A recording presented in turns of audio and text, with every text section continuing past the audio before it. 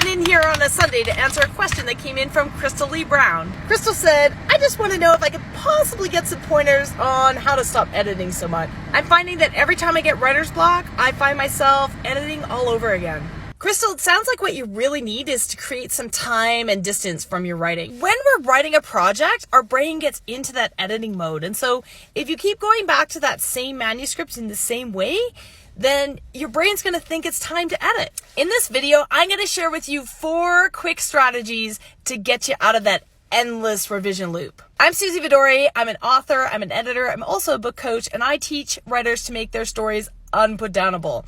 You're going to want to save this video so that the next time you find yourself editing, you can refer back to it and get some ideas. So how exactly can you read your own work with some distance?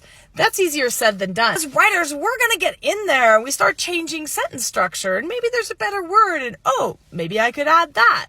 Maybe I should take that away. No, just no. If you edit like this, all it's going to do is frustrate you. And it might even leave you with pages that were worse than the ones you started with. You're so focused on the nitty-gritty, you have no idea whether or not your story is working as a whole. What are some ways that writers can manufacture this distance so that it feels like you're actually reading somebody else's work? The number one way to do this is to actually give yourself time and space. Many professional writers build 3 weeks, 3 months into their writing schedule in order to achieve this distance. For me, it doesn't work so well because I need like 2 years. My memory just fills in all those blanks. So I need about 2 years before my writing looks fresh to me. If that's you, keep watching because I got more strategies for you. Strategy 2, trick your brain. Change the font, change the color, change the size.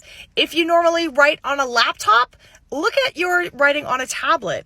Anything to make your brain realize it's not writing time, you're just reading and making notes. Strategy 3, the listening pass. It's one I heard about for years and never tried, and once I did, it's now my go-to.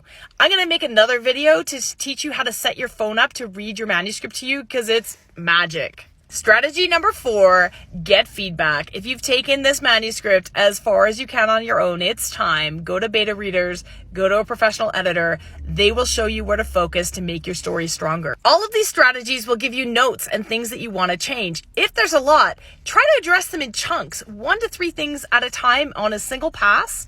I teach how to create a revision plan out of these notes in my Wicked Good Fiction Bootcamp, so check it out. Thanks for asking, Crystal.